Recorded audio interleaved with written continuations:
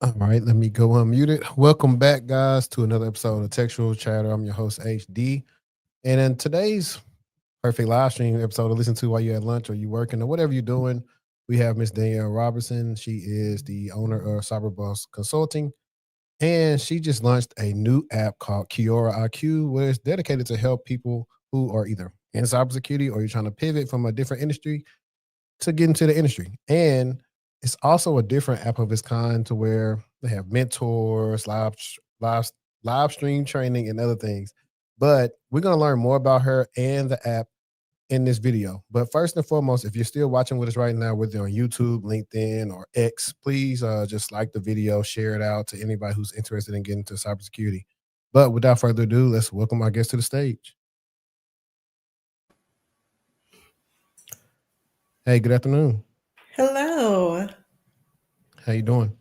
I'm doing well. How are you? Pretty good, pretty good. So we will skip all the pleasantries and we'll just let you do like a quick little intro about yourself. Great. My name is Danielle Robinson. As Henri mentioned, I am the owner of Cyberboss Consulting, and I just launched Kyora IQ. I have 6 years in the cybersecurity industry as a virtual chief information security officer. But before that, I was actually an investigator with the state of California. I was investigating malpractice complaints, and then my coworker told me to go back to school, get my master's in digital forensics and cybersecurity investigations, and that's how my journey got started. And today, I'm helping people transition into cybersecurity. In short. Thank you for that quick intro. But we actually want to go a little bit more deeper because I've been doing this for 5 years now. So a lot of people, when they are wanting to get into cybersecurity, sometimes they don't think they have the skills or they don't understand the skills that they currently possess to get into cybersecurity. So can you briefly touch on like your career of doing like the investigations, and then we'll circle back in the end of like how that prepared you for your current career right now? Got it. Okay. So actually, if we want to go deep, let me go back a little bit further into Okay. when I started when I was a 911 dispatcher. So as a 911 dispatcher, I learned a lot of skills, right? Incident response skills, analytical skills, because when the police officers would call in, they would ask for me to look up different information in the CAD system. And I learned that I was super nosy. So from there, I decided to go back to school and get my bachelor's degree in criminal justice. Once I got my bachelor's degree, I decided that I wanted to become an investigator, where I grew more skills, right? So as an investigator, I learned more so of the compliance portion, right? So I had to learn government regulations. I had to go and enforce compliance, things like that. So it built my analytical foundation, as well as being able to correlate a mass amount of data. So as with any investigation, it starts off with a complaint. And then from the complaint, you would be able to have to investigate more pieces of information that comes in to be able to spit out an outcome, right? So, if you want to translate that to something in cybersecurity, a root cause analysis. From investigations, my coworker said, while I was an investigator, my coworker said, Danielle, you are too sharp to be sitting in that chair. You should really go back to school for your master's in digital forensics and cybersecurity investigations. Initially, I told that man he was crazy. At the time, I was working full time, single mom of 2 children, as well as driving Uber at night to make additional money. But once I seen the amount of money that you can make in cybersecurity, I was like, okay, sign me up. Now, a lot of people say you shouldn't doing it for the money is for the wrong reasons. But if we're being honest, we're all doing it for the money, right? See, as a single mom, I want to make sure that my children are taken care of. So not gonna lie, the money was my motivation when I got started, but I also found that I was really good at it and I loved it. So I went back to school, got my master's in digital forensics, cybersecurity investigations. I graduated in 18 months with a 4.0 GPA. And then I I made a post on LinkedIn. And that post kind of went viral for back in 2019. And I had employers from California all the way to Washington, D.C. offering me positions. So I ended up taking a position as an application security analyst. I was hired as an application security analyst, but the CISO was literally training me to be his right hand. So I was in everything. I was overseeing like the security operations center, which was actually in Mumbai, India. So they sent me to Mumbai, India to train with the security engineers. They are stayed in Mumbai for a week. Gained a lot of skills, also was able to see the offshore interactions and, the culture in India. And then coming back, I had to work with the engineering team, the software development team. So he had me write the secured software development lifecycle policy. So I learned a lot while I was in that position. I stayed in that position for about 6 months. And then I was quickly promoted. Well, I'm not going to say promoted, but I took another job as a senior consultant where I was an information systems security officer from there. And then that position for about 3 months, I believe I was an information systems security officer, and I went to a client site, and the client, I just went to backfill behind a director, but the client felt that I was so helpful and that I had the aptitude and the skill set to be able to deliver security services for them instead of the director. They actually told my employer, "Hey, Danielle, we want for you to be our security manager." And I'm like, what? I have like 9 months of security experience at this point.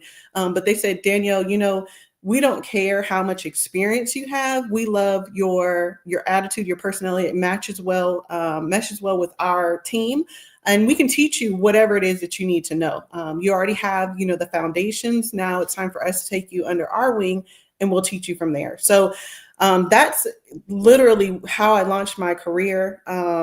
And like I said, I stayed in the position, went from information systems security officer to now CISO. So I still have my day job where I lead and oversee global security projects in excess of 30, 40, $50 million projects, both the onshore, offshore security teams. I oversee the implementation of the security tools, oversee the information systems and security officers that run the vulnerability scans. Then I also audit all of the clients' infrastructure, so NIST, PCI, HIPAA compliance, and then deliver on the security presentations as well.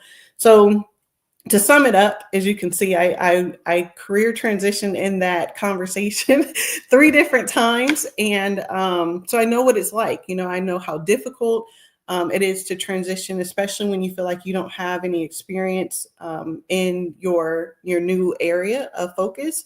And so that's how Kyora IQ was born. I really wanted to be able to help mentor and develop skills of other people who are now trying to do the same thing that I've already done. I hope that wasn't too long-winded. No, that's perfect. That's perfect. I guess on my platform, we enjoy long-winded answers like that.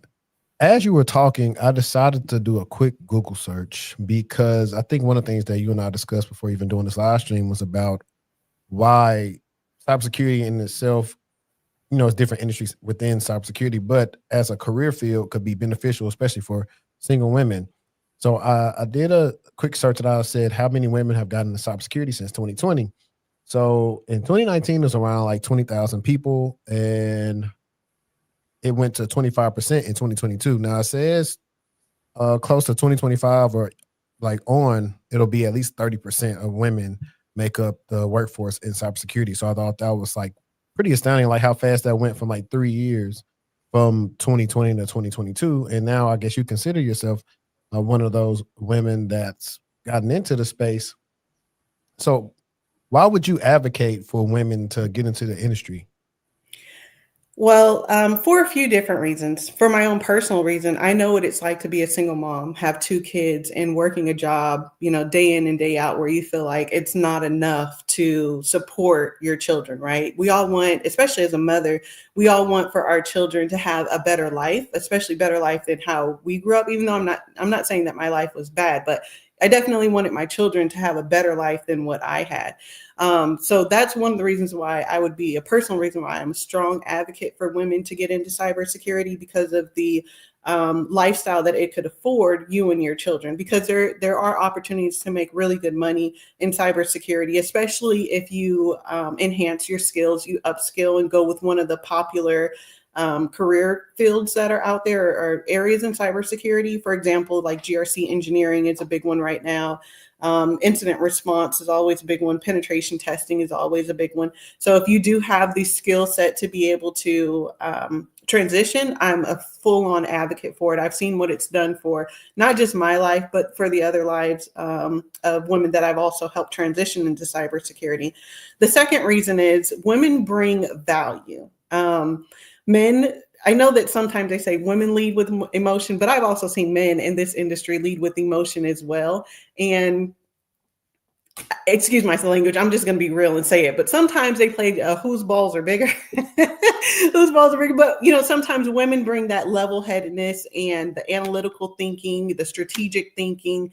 For me, in my experience, with calm, patience, clarity, without getting into the testosterone energy that is going back and forth, if for lack of better terms. But that's like I said, it's really it's career, it's life-changing when you get into the industry, and then you'll have so many opportunities. If you wanted to move across the country, if you wanted to move to another country, if you wanted to work from home. I know a big thing for me was being not a stay-at-home mom, but being home for my children.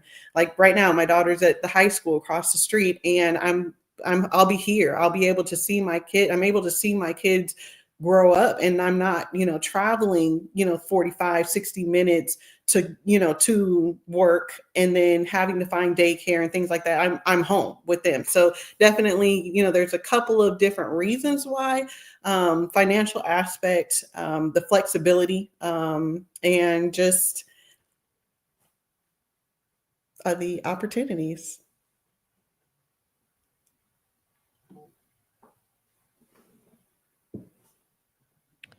All right. I'm here, Gabe. Thanks for the super chat, bro. Shout out to Pluto Kid. He's in the chat. They said they got certified in July, landed their first role last month. I want to comment on that.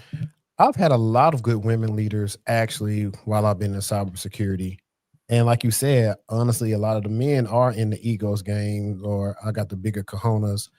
And that causes companies to get into trouble a lot.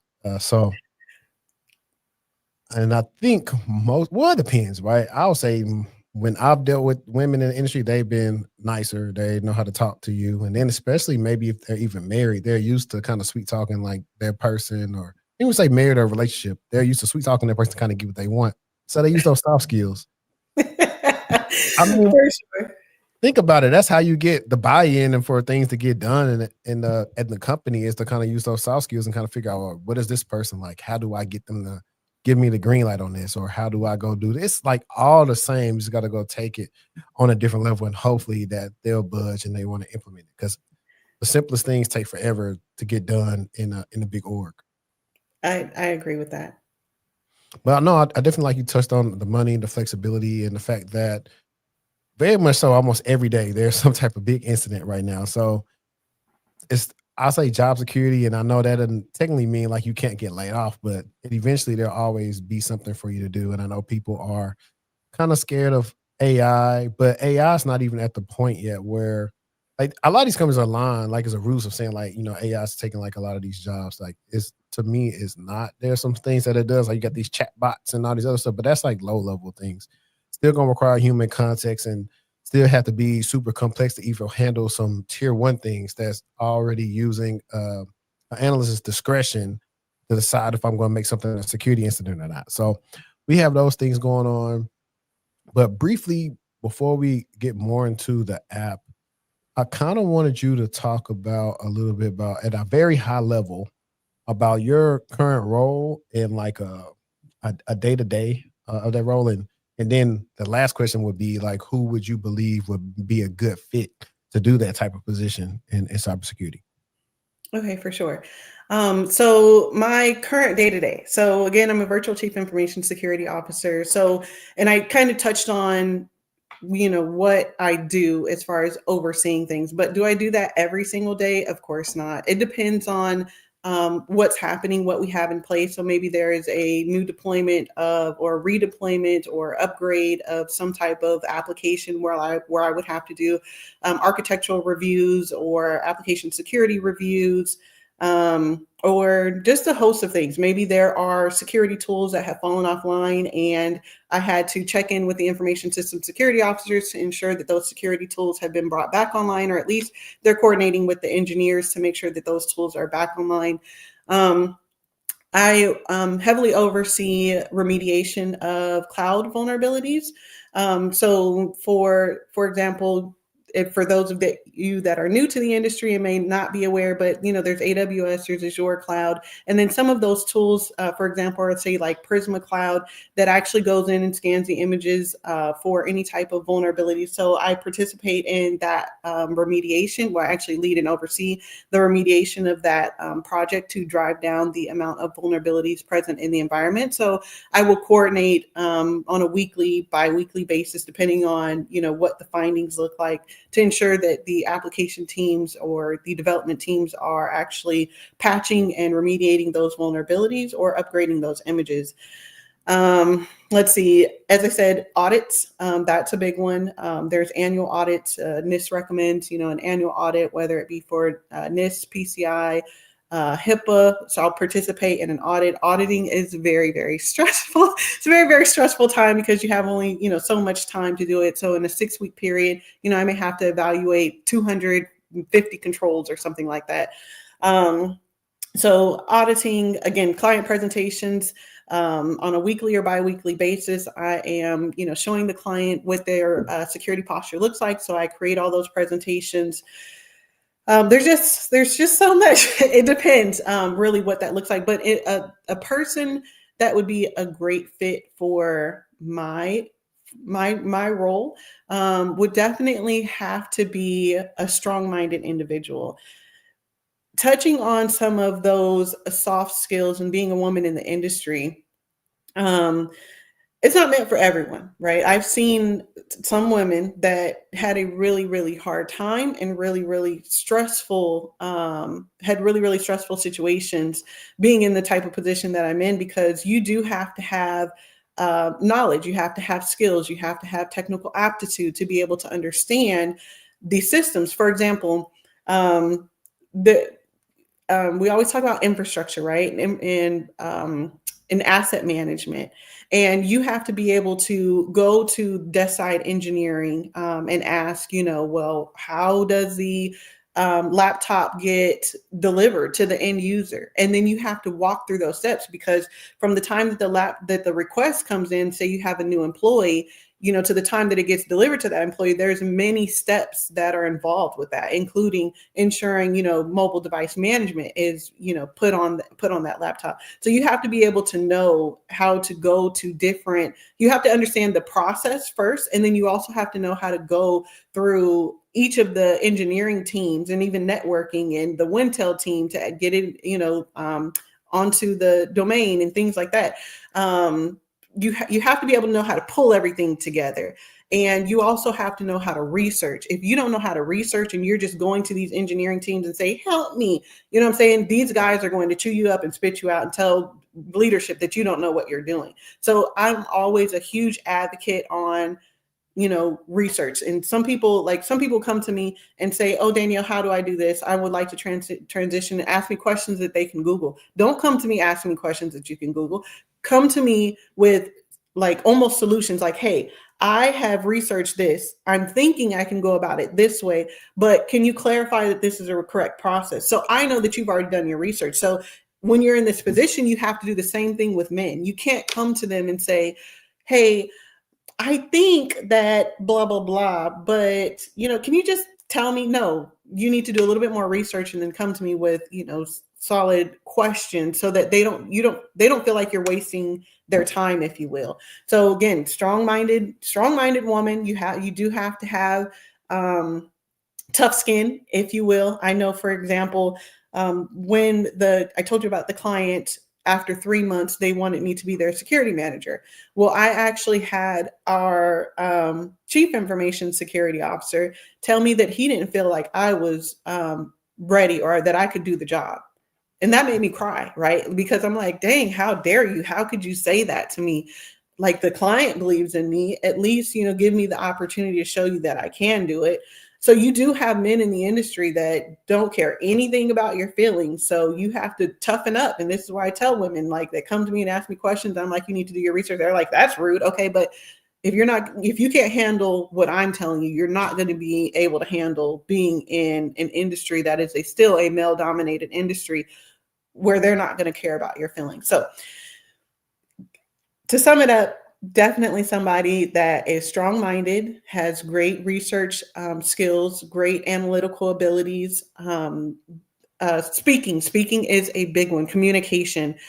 I couldn't stress this enough. And that's why I believe that mentorship and being in the Kyora IQ program is very helpful, because when I first got into the industry, no one knew about like cybersecurity. My mom is like, oh, my baby's in cybersecurity, but then couldn't tell nobody what I did, right? And I couldn't talk to her about it because she didn't understand. So with the Kyora IQ community and you being able to work with the instructors in the application, you'll be able to fluently communicate almost on a daily basis with others, to be able to talk about things in cybersecurity, talk about you building out these virtual machines, how you've done it, how you made the virtual machines talk and communicate and things like that. So definitely communication is a big one, and being able to articulate your thoughts, right?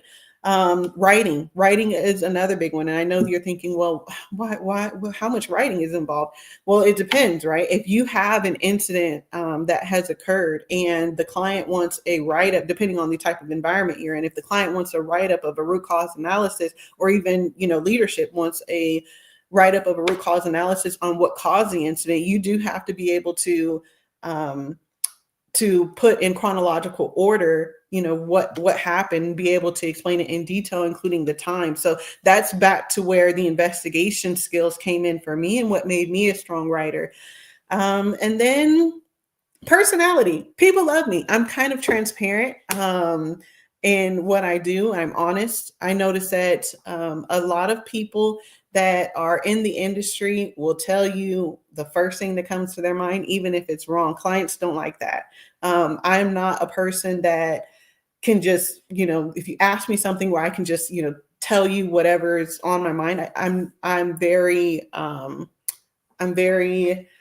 conscious about my credibility. I don't want anyone to come to me and think, oh, Danielle doesn't know what she's talking about. So again, I'm heavy on research. If you ask me a question and I don't know it, I say, you know what, let me double check on that response for you, and I'll get back to you. Like, say if it's on the client call and you have to go do your research, definitely go do your research and then come back with the correct answer, because credibility is everything in this industry as well. So I know you like long-winded answers, but to sum it up, all of those skills will make you strong in this industry as a woman.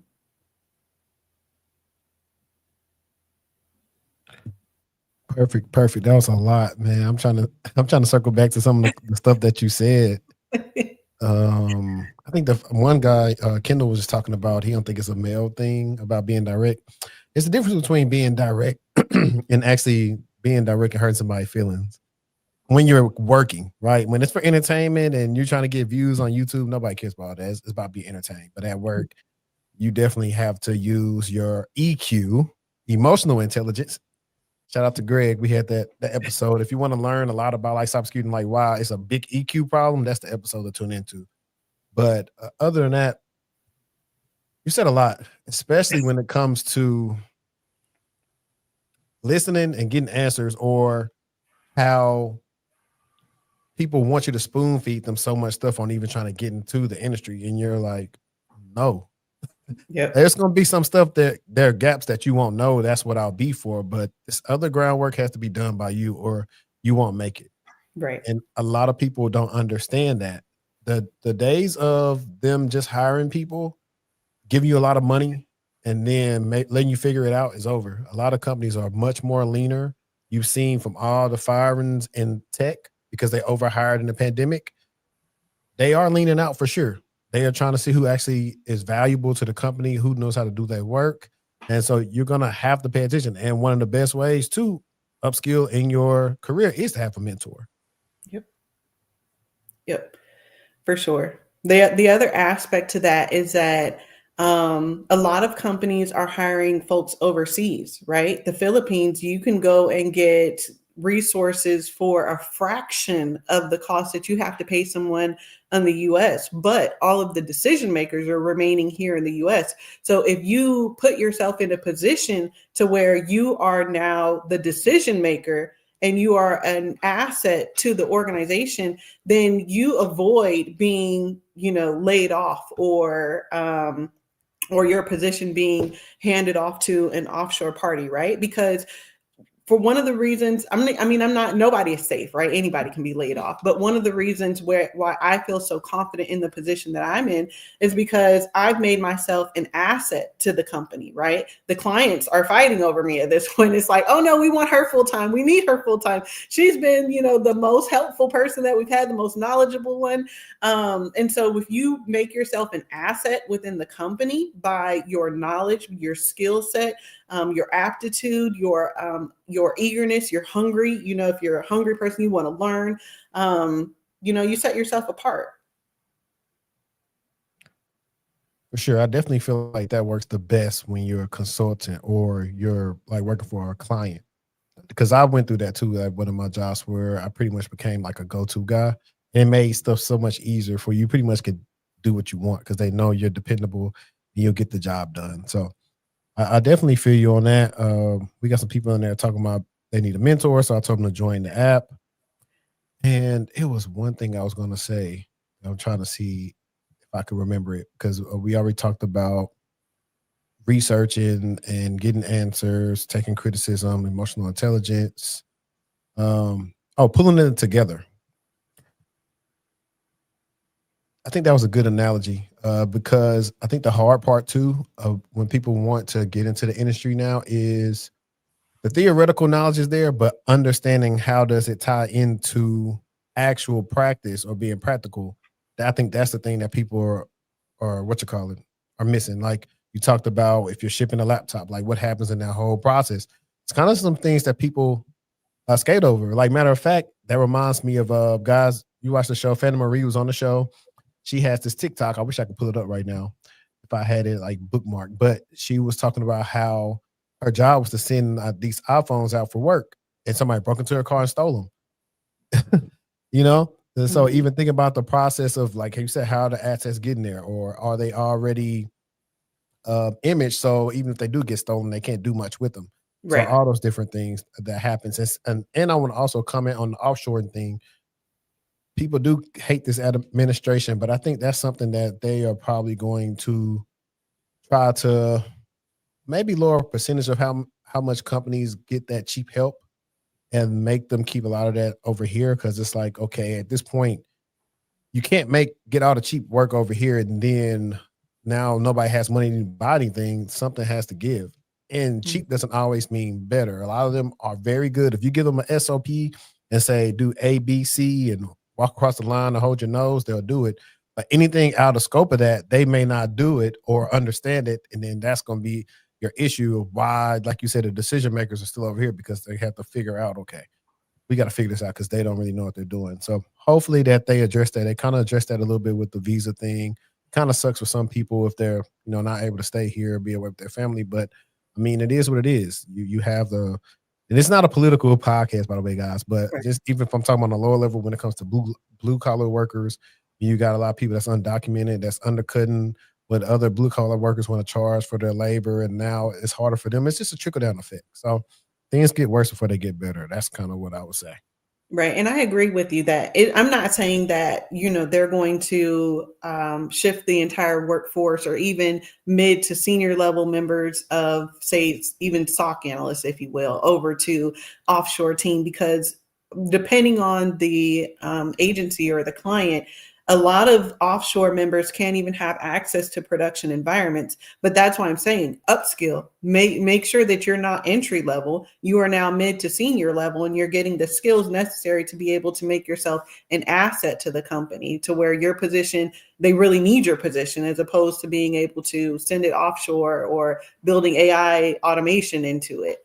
That's what I'm saying, because even with AI in automation, there's still going to be someone that needs to govern that, right? So GRC positions, ISO, NIST, understanding NIST and AI and the framework involving that. is helpful. And, you'll make yourself an asset when understanding how to securely implement AI into an organization. No, for real. But I know, like, and this is kind of like the weeds of things, but some organizations don't even have like a progression plan for people. They don't have ways to kind of track your progress on upskilling.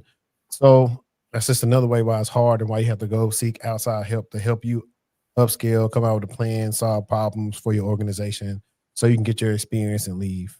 So Completely agree. Completely agree. And that's exactly what the Kyora IQ mobile application aims to do. So back to, just how we described understanding the infrastructure and, endpoints. So Kyora IQ does start with infrastructure. So we do have hands-on labs on how to build a cybersecurity home lab, literally how to build a penetration lab, how to vulnerability scanning, how to stand up vulnerability scanners and scan vulnerable systems. We have instructors from these global organizations that people are looking to get hired at that can actually teach you, and you can actually speak with them and say, hey, even if you have a problem at work, of course, we're security, so we don't want to know details. But if you're having trouble, let's say you're having trouble configuring Purview, or you're having trouble configuring Defender, or you have another issue, even if it's on the job type stuff, it's always good to have someone there, a mentor or another professional in the industry that you can talk to about these things and say, hey,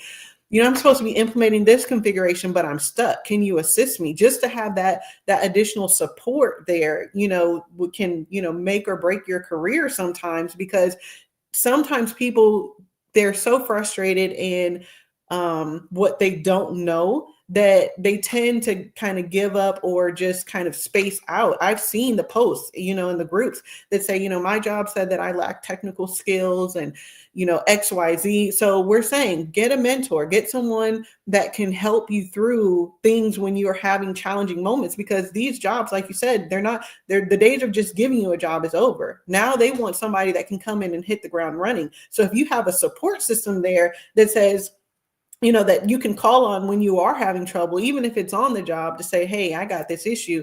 My manager is expecting it. Can you kind of walk me through? I have instructors from all organizations. Not only am I just about in every single class, but I have, red team penetration testers. I have cybersecurity engineers that are vulnerability management, specialize in vulnerability management. I have threat detection, dark web hunting, whatever it is that you need. We have someone on the platform that would be able to help guide you on your journey. great, because you beat me to it. Sorry. No, you're good. You're good. I was going to say, what separates your app from Try Hack Me, Hack the Box, TCM Security, Pluralsight, LinkedIn Learning, any other thing? There's so many different ones that's out there, and I think the biggest one is the ability to talk to somebody in the industry that specializes in what they're talking about. Because we've been in school, we work, learn from these people who are teaching us something that they've never done. Versus, hey, I do this every day. I look at audits every day. Hey, I review cloud vulnerabilities every day in Prisma or Wiz. This is what we look at. This was what, if I was hiring you, this is what I would try to test you. Yep, exactly. So for the difference is simple, the live instruction. Every other platform that I'm familiar with typically has pre-recorded sessions. The only platform or only, I guess, kind of area would be your local college, right? Where you would have live instruction from someone there. But I mean, you're paying what, $3,000 for maybe a boot camp, or $20,000 for your bachelor's or your master's degree. Whereas with Kyora IQ, it's $99 a month. And then you have access to multiple instructors. And then some people said, well, how are you making it so affordable? If I go to CompTIA for a boot camp, they want $3,000, but you're telling me that I can get CompTIA certification, live instruction, on the app for $99. Well, that was the purpose of creating the app. I wanted to make it affordable for everyone. So I'm able to pull, my network together, who understands that we have a mission to help others transition, and then pulling of resources. So if we have many folks that are in your same shoes that are able to pay the $99 a month, then all of the instructors are able to get paid, right? So the live instruction is big, and that's mainly what sets us apart, but also the mentorship. You can go and get mentorship, live mentorship from other people. Like, for example, if there's someone in SOC, maybe that individual person does like a live mentorship to help you one-on-one with your resume, with your LinkedIn, similar to the things that you do, which is all great. People are going to pay for who they love, but we also have that on the application as well. So you can get, live mentorship from an active threat detection and SOC analyst. You can get resume support on the application. You can get that mentorship and guidance on an ongoing basis. And even if you wanted to pivot, let's say you are an ISO and focus in GRC, but you decide that you want to become a cybersecurity engineer. Well, we can help you do that on the application as well, because you can start off maybe with Mr. Melville's class, who teaches GRC, but Victor is going to teach you how to build a cybersecurity home lab. So you'll get that engineering hands-on experience, and it's all for one price. So we do have CompTIA certified training providers on the app who teaches Security Plus, Network Plus, as well as Pen Test Plus. So because the application is new, this is our second week. We're rolling the class out in phases, but definitely because CompTIA Security Plus, it's a core, that class has already started, and the first class is on the Kyora IQ YouTube channel, so that you guys can kind of see how the classes go. Perfect. Oh, right. We'll have to definitely link the YouTube channel here. And so one of the questions I guess that you said people typically have is, how do they subscribe?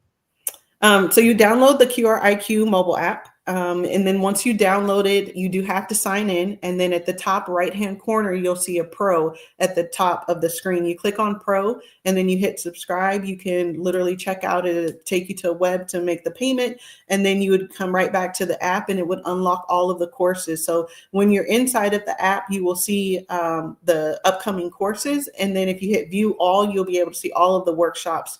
And then if you wanted to cancel there, it's month to month. So if you can't afford it 1 month, you just cancel right there in the app. And then when you wanted to come back, you can do that too. I tried to make it, when I was writing the requirements for the app, I tried to make it as simplified as possible. They say, and then that's another thing. If they say, if you want to learn, something, product security, build something. So I learned a lot while building the app too. But yes, that's how you subscribe. You hit pro and then you subscribe right there in the app, and you can also cancel in the app.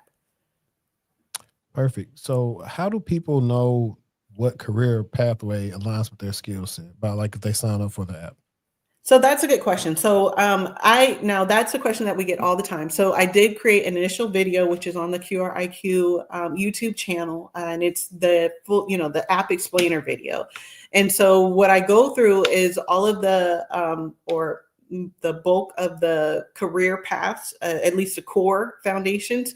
And then I also listed how, what beginner certifications you would need for that, as well as the classes that Kyora IQ has that aligns with those certification paths.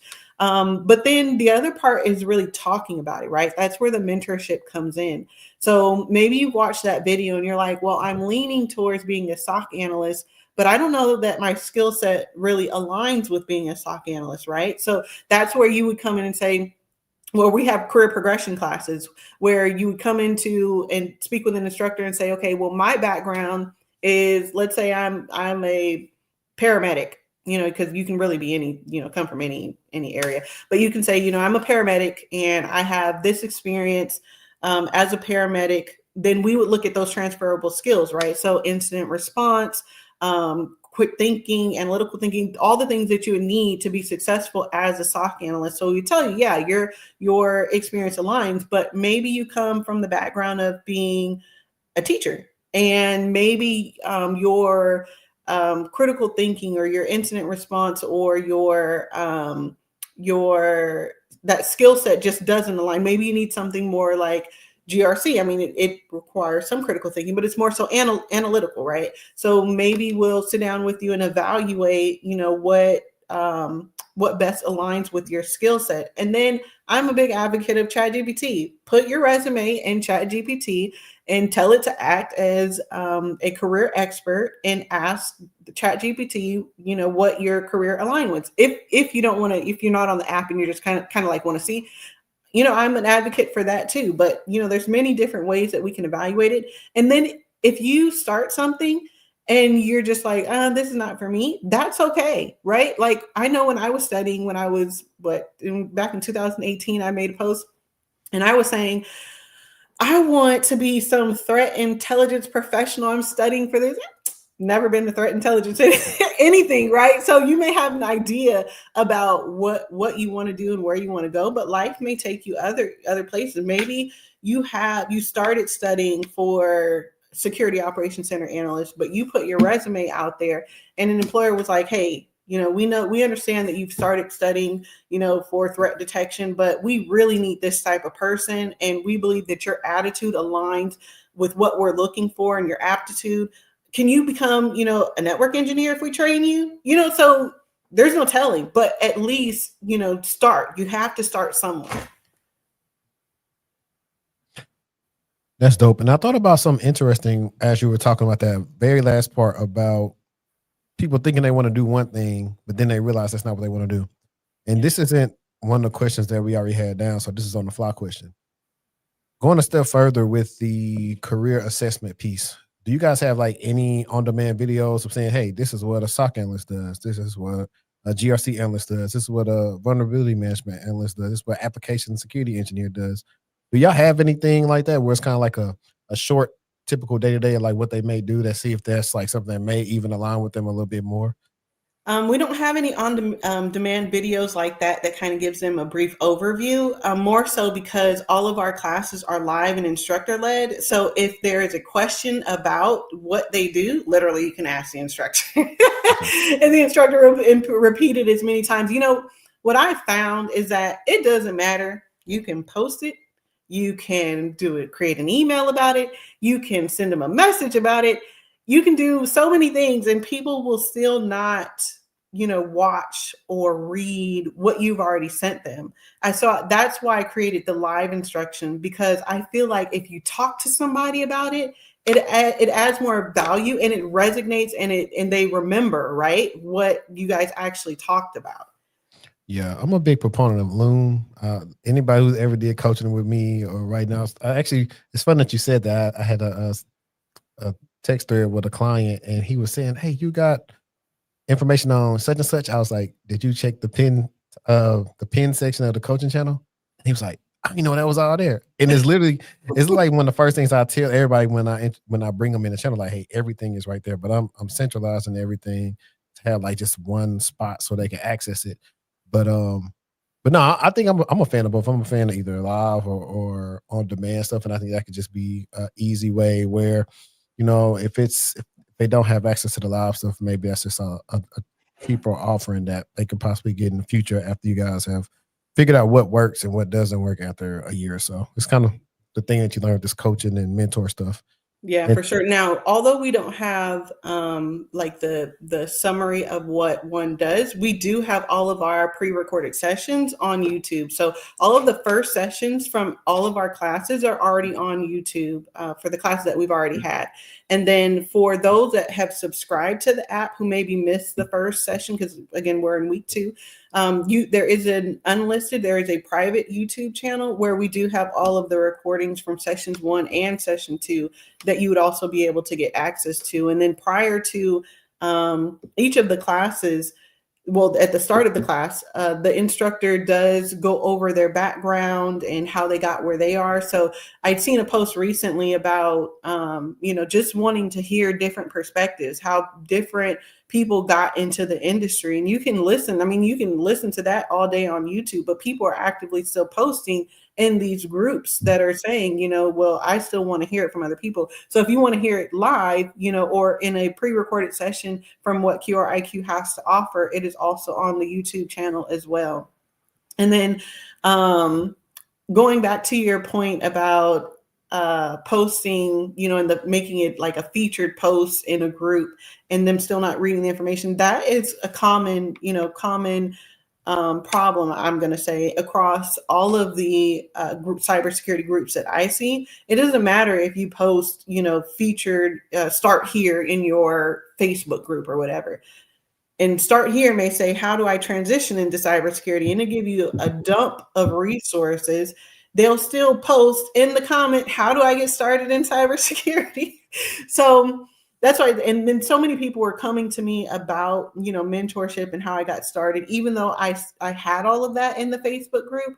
I just decided just to create an app. Let's talk about it. And it just seems like so many people are doing, especially for the ones that we already have in the group, are doing so much better. They're getting the hands-on. They're being able to speak to the things that they're building, and I really feel that they're learning is being reinforced with each class that they attend, because what I'm hearing from my instructors is that so and so was in the class today and they were asking so many good questions, and I'm like, yeah, they attended Victor's class and they were building a home lab, so now that they're in the Security Plus class, they've already kind of got an idea of what's going on. So again, I'm a big proponent of let's just talk about it, because if you can articulate it right, because most people, and I've had this too, hey, I sent out a resume, I have an interview, but can you help me prep for my interview? I don't know what to say, because they've done all of these pre-recorded sessions and they haven't talked to anybody about it. But if you come onto the platform and you're like, hey, I got an interview on Wednesday for identity and access manager, can you guys assist me? Can somebody, help, practice with me and some of the questions that they may ask? And then we'd want to, talk to you about it so that you get comfortable and you have confidence going into that interview, explaining the things that you have been doing in the app, right? If you're talking to the instructors every day about it, or the mentors or myself about cybersecurity and what you're doing, it's going to be easy talking to other people during your interview on what you've been doing and how you can benefit. Because like you said, it's no longer I'm just giving you a job. From an employer standpoint, how do you benefit me? Does your resume have a summary? On that summary, does it say, what you do? Why should we hire you? What is your skill set? What is your niche? What benefit are you to me? So we help with all of that. Yeah, actually, wish Sierra was in here, because I don't really agree with summaries or objectives for people that are entry level, just because to me it's kind of like a waste of time, and their resume is only getting looked at for like 6 or 7 seconds. Now, people with extensive specialized experience, they should have some type of summary of like what their skill set is. I think that helps them. But anybody else, get to the meat and potatoes as fast as you can. I'm a proponent of summaries, but I've always done a summary, right? So even like going back to the time where I was trying to transition from I was going from 911 dispatcher to an investigator, and I didn't quite, like, when you're applying for state service, you don't just do a resume, you do a statement of qualifications for a lot of jobs. And that statement of qualifications is, for a few different reasons, but one of them is to see, how can you benefit us? We want to tell us, where your value is and how you could be an asset to our team. So one of my biggest things is I have the ability to figure things out. You can put anything in front of me and I will get it done. I will figure it out. Even if the 4 people before me, weren't able to figure it out. So on my resume, my summary is I've mastered the ability to figure it out. So, and that's what a lot of companies want, right? A lot of companies want you to come in and solve a problem. So if on your resume, I'm saying master the art of being able to figure things out, like, I want to talk to this girl, right? And so I did a test back in, I want to say it was 2023. I think it was what are we in, 2025? I think 2023. I did a test, right? Because I'm telling people, this is what it takes. This is what you have to do. So I went ahead and just revamped my resume, updated it, put that I have I have whatever it is, master the ability to figure it out, put it on my resume, start sending out the applications. It took me 4 weeks to get a job. So literally from the time I applied to the time that I was hired. So I just from my experience, I know that it works. Yeah, I'm just focusing on more people that are like entry level. I'm talking like you don't really know summary or objective to do no help desk role.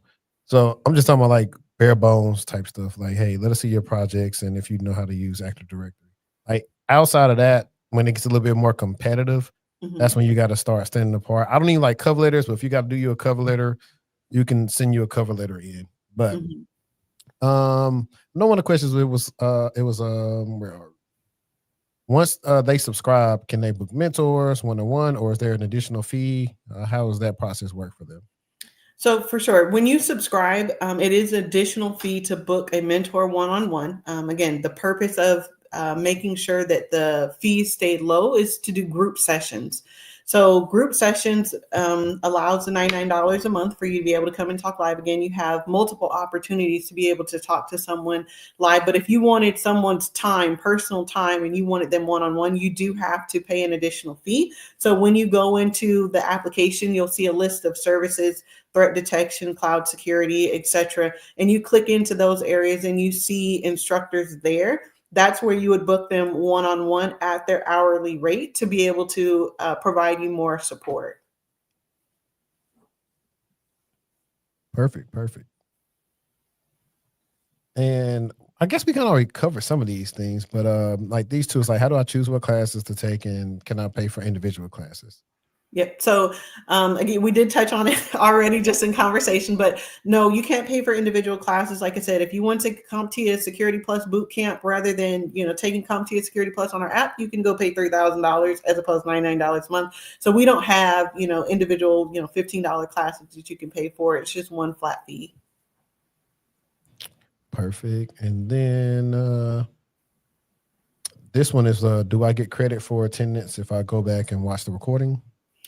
No. So the way that our program works, we do offer CEU credits, so continuing education credits for those who don't know. Our system, though, on the back end recognizes participation by attendance, right? So our platform is held via Microsoft Teams. So that's how all of the live instruction is handled. So when you join the class, then there is a recording of your attendance. So right now, we don't have the ability to see if you went back and watched a recording on YouTube, which is where all of our recordings are.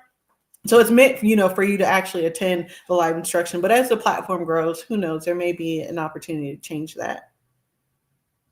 Okay. And then I think one of the last ones is, well, I'm going to switch up this last question because you already answered this. Right now, what current CompTIA certifications are you guys pretty much being able to prepare them to be able to get? So we do have CompTIA certified training providers on the application. So we have CompTIA Security Plus, Network Plus, Pentest Plus, and AI Security Foundations is coming. We actually have Mr. Asif, who helped write the CompTIA material for that, who will also be on the application. Again, I'm just trying to roll the classes out in phases. So as we get more people, then of course those classes will be live. But right now on the application, Security Plus, Network Plus, Pentest Plus will be here by the end of the month. Okay. And no love for the CYSA Plus? Not yet. No, I got to get another instructor to do that. But again, as the platform grows and people are like, that's what we need, then for sure we'll add that. Okay. All right, guys. So we're at the end and we got some time for some questions. If you want your question asked immediately, drop us a super chat and then you go to the top of the queue. So I'm gonna go back through the chat and try to answer some of the questions that people asked in the beginning. But if you want your stuff asked right away, leave us a super chat. It don't have to be an amount, but leave us one. Let's see what we got. And I did shout out to Gabe, so let me show this again. Gabe is now the new, I do not want to butcher your title because I think he was already a director at Jacobs, and now he is, hang on, guys, because we got to put some respect on Gabe's name real quick. Show you about my friends.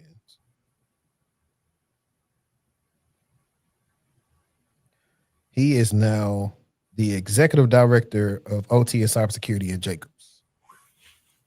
Yay. So he's doing major things, and that's a niche that a lot of people don't know about, but it's very critical.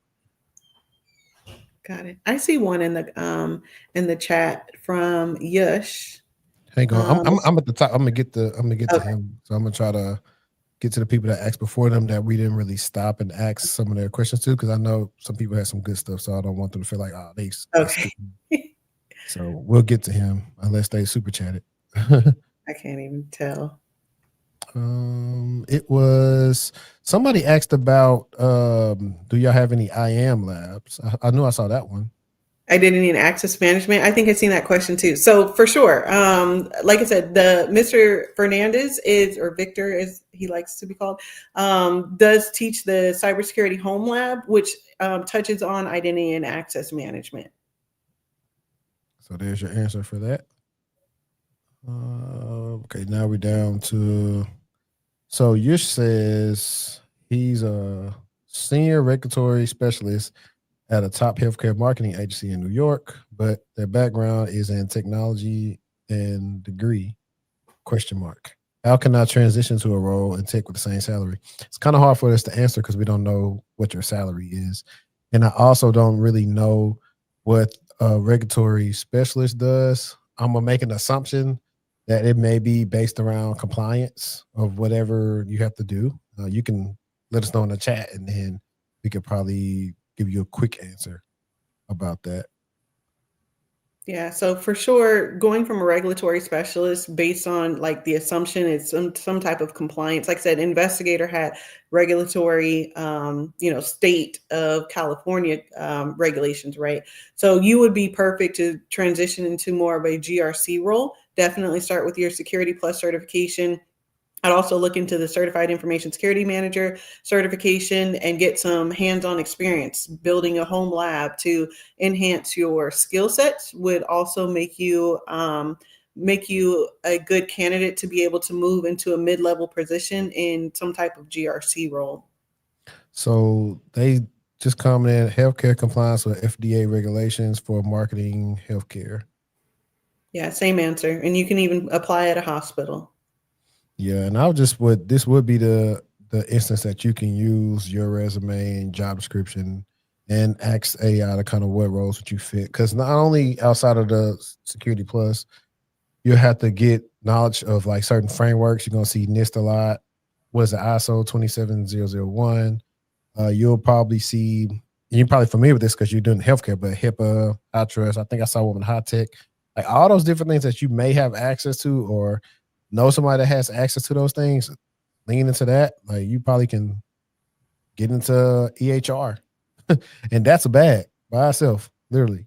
By itself, it's a bag. Everybody can't do it. For sure. In our GRC class that we have, I've actually created a workbook, or even if you go to my LinkedIn, I created a workbook for different frameworks that are on there. Specifically, that one was for NIST, but using that workbook, you can also include, some HIPAA frameworks and PCI kind of send you instructions on how to create a workbook. So it also gives you some hands-on experience. And then in our GRC class, we talk about mapping, right? So mapping, NIST frameworks to HIPAA, PCI, and other frameworks so that you can understand how they all come together. So unfortunately, LinkedIn has showed me the person's name who asked this, but they said, I'm assuming they're asking like all these CompTIA classes, are they broken down by domain for the CompTIA certs? When she says broken down by domain, so you mean the CompTIA security? So the CompTIA Security Plus has different domains and I areas. think they're talking about all of them, but I guess I said like if you're trying to do one for, we'll just stick on Security Plus. Like, does they say, hey, this class we're going to be talking about domain, yada yada yada? Is it going to be like that, or is it just whatever the class is going to be? No, so it's a structured 10-week session or 10-week course. So each course covers cover whatever the CompTIA training provide. So they actually have the CompTIA training materials. So they go based off of, what CompTIA puts out. And so again, I'm not the training provider, but you can definitely go to the class. The first session is recorded and was put on the YouTube channel so that you can see kind of like how it's structured. Right. And I hadn't did a CompTIA cert since like 2018, 2019. Like I got my Sec Plus over what was it like 12 years ago? I think I got it. So I'm the wrong person to ask about anything about Security Plus. But I believe you can go on CompTIA site and see like their training material or like how it's broken down. I don't know. Somebody can fact check me in the comments to make sure I'm right.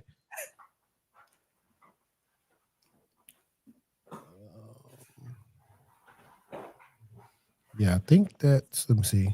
Okay, so this person, okay. So they're transparent, so I appreciate that. And I think this is doable. because you probably have some high income skills with what you've been doing in healthcare.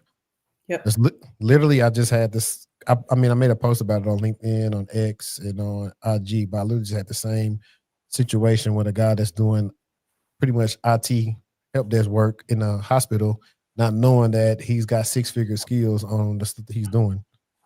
Yep, exactly. Yeah, 77,000. So just to be transparent and to give you kind of like an idea of where I started, even just going from an investigator to having my master's degree and starting out as an application security analyst, my salary went from just about 70,000. So it was like maybe 72,000 to 85,000 to start. So, and then from there, once I became an ISO, then it started out at 100,000. Of course, that was back in 2019. So I'm pretty transparent about that type of stuff. So I think that it's very doable. And now we're in 2025. So looking at the salaries, what I would say again, get that hands-on experience with building a home lab to beef up your technical skills to be able to go in and speak to it during the interview.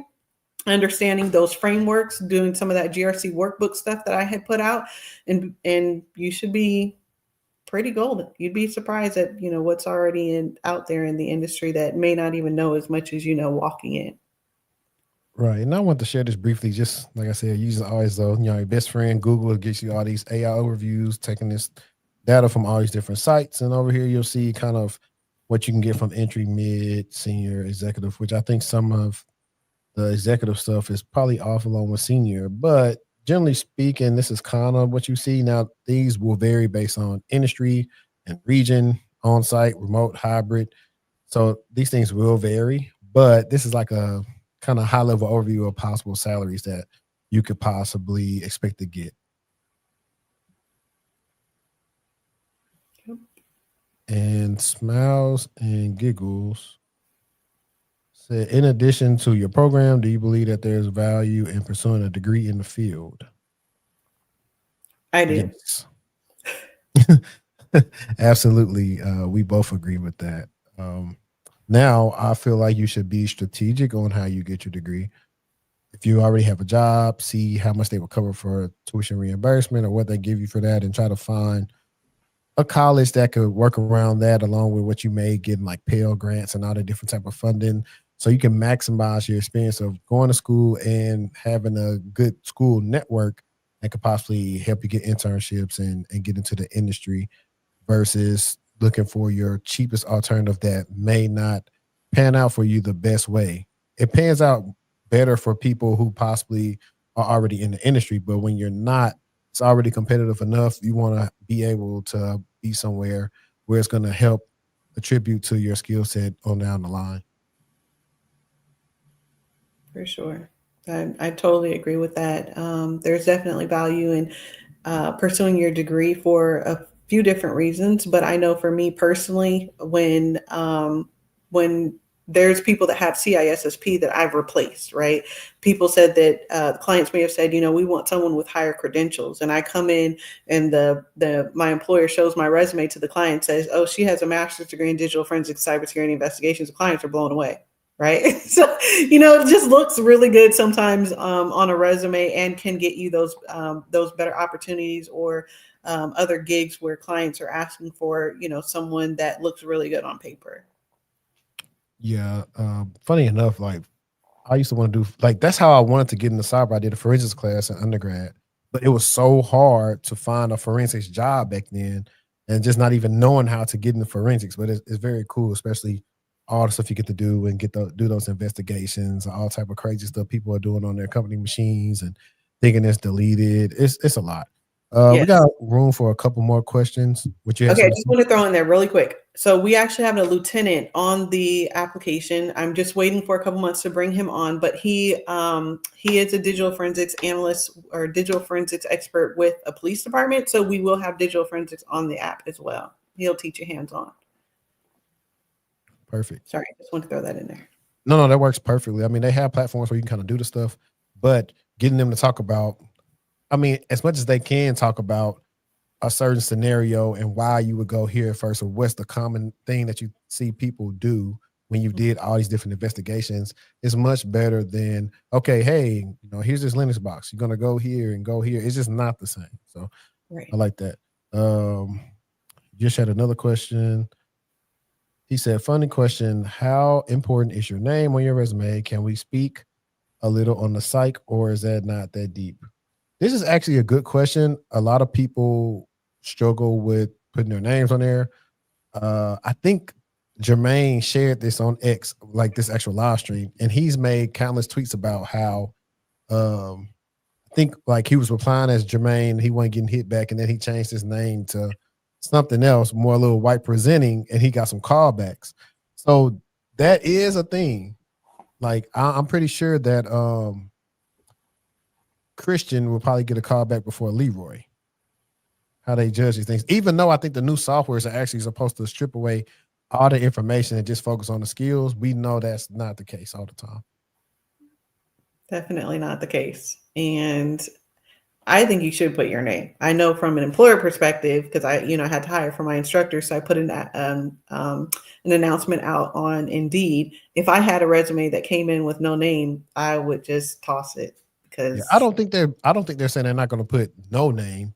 I think they're just saying that they would put a different name, like just a short name. Like some people have a name that honestly they may not be that fond of, and so they want to put something that seems like it's a little bit more important. Hey, I go by like if your name is Randall, hey, call me Randy or whatever.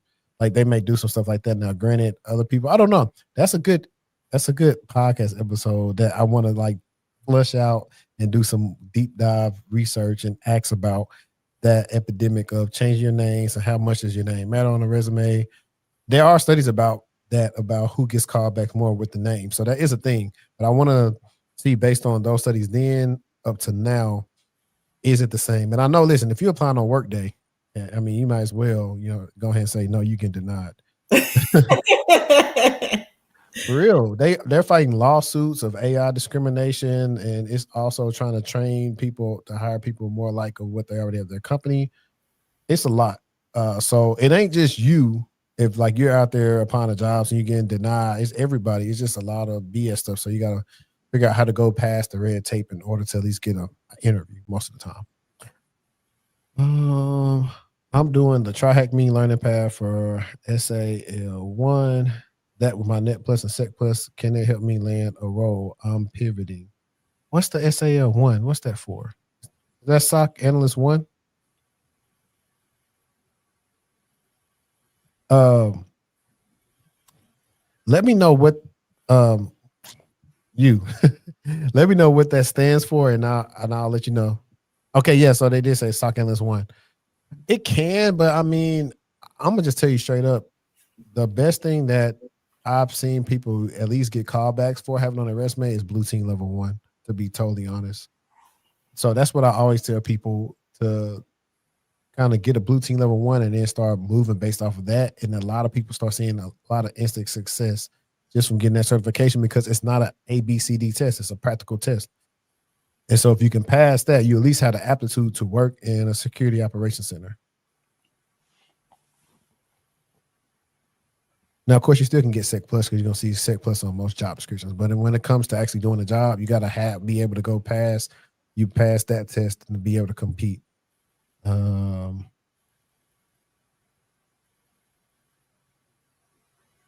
right. So speaking on resumes, I have 2 cyber internships under my belt, and I'm going for 3 or 4 before I graduate.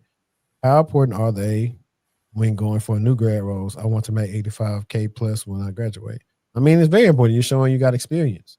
And if you got the skill set, apply to the new grad roles that pay what you want to get paid. That's the simplest answer I can give you, because I've dealt with people that they are upset about they're not getting hit up from the jobs they want to get hit up from. And I'm like, well, you're not applying to the jobs that you want to be hearing back from.